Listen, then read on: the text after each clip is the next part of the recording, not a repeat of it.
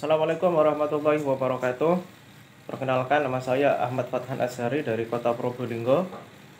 Pada kesempatan pagi hari ini, saya akan mereview materi pertemuan keempat tentang pidana narkotika. Ya, khususnya ini yang akan kita bahas mengenai dasar-dasar hukum pemeriksaan sidang pidana narkotika di pengadilan negeri serta proses pelaksanaannya. Pertama, mari kita pahami dasar-dasar hukum yang mengatur pidana narkotika di Indonesia. Dasar hukum utama yang mengatur tindak pidana narkotika adalah Undang-Undang Nomor 35 Tahun 2009 tentang narkotika. Undang-undang ini mengatur berbagai aspek terkait narkotika, mulai dari pengendalian, pengawasan, hingga sanksi pidana bagi pelaku pelanggaran.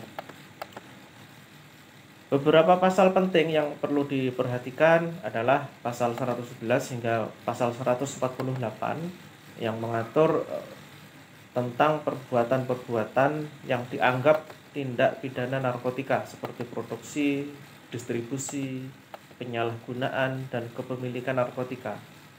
Sanksi yang dijatuhkan dapat berupa pidana penjara, denda, atau pidana mati tergantung dari berat ringannya pelanggaran. Pemeriksaan sidang pidana narkotika di pengadilan negeri. Ya, sekarang mari kita masuk ke proses pemeriksaan sidang pidana narkotika di pengadilan negeri. Ya, proses ini mulai dari penyerahan berkas perkara dari penyidik kepada penuntut umum. Setelah penuntut umum menyusun dakwaan, berkas perkara dilimpahkan ke pengadilan negeri untuk disidangkan. Langkah-langkah proses persidangan itu ada beberapa tahap. Yang pertama, pembacaan dakwaan. Jadi sidang dimulai dengan pembacaan surat dakwaan oleh jaksa penuntut umum. Dakwaan ini berisi tuduhan resmi terhadap terdakwa. Kemudian tahap kedua, eksepsi. Terdakwa atau kuasa hukumnya dapat mengajukan keberatan terhadap dakwaan yang disebut eksepsi. Jika eksepsi diterima, dakwaan bisa dibatalkan. Tahap yang berikutnya yaitu pemeriksaan saksi dan barang bukti. Ya, jaksa menghadirkan saksi-saksi dan barang bukti untuk mendukung dakwaan. Terdakwa itu juga berhak untuk menghadirkan saksi yang meringankan. Tahap berikutnya yaitu pemeriksaan terdakwa. Hakim itu akan memeriksa terdakwa dengan mengajukan pertanyaan terkait dakwaan dan bukti yang ada. Kemudian tahap berikutnya yaitu pembacaan tuntutan. Jaksa penuntut umum itu menyampaikan tuntutan hukuman terhadap terdakwa. Tahap berikutnya adalah pledoi, yaitu terdakwa atau kuasa hukumnya menyampaikan pembelaan. Tahap berikutnya replik atau duplik. Jaksa dapat memberikan tanggapan terhadap pledoi yang kemudian bisa direspon kembali oleh terdakwa. Yang tahap berikutnya yaitu putusan. Jadi hakim membacakan putusan yang berisi vonis terhadap terdakwa berdasarkan fakta dan bukti yang terungkap selama persidangan. Berikutnya akan kita bahas proses pelaksanaan putusan.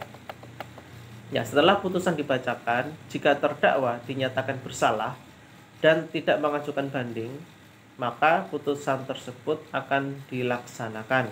Pelaksanaan putusan pidana narkotika itu melibatkan beberapa pihak, termasuk kepolisian, lembaga pemasyarakatan. Terdakwa ini akan menjalani hukuman sesuai dengan vonis yang dijatuhkan, apakah berupa pidana penjara, denda, atau hukuman lainnya. Jadi begitu sekilas tentang pembahasan mengenai dasar-dasar hukum pemeriksaan sidang pidana narkotika di pengadilan negeri serta proses pelaksanaannya. Ya, sebagai paralegal memang penting untuk memahami proses ini dengan baik agar dapat membantu masyarakat dalam mendapatkan keadilan. Terima kasih atas perhatiannya. Terima kasih kepada Pak Sukni Tumi Pengata atas materi yang diberikan. Alhamdulillah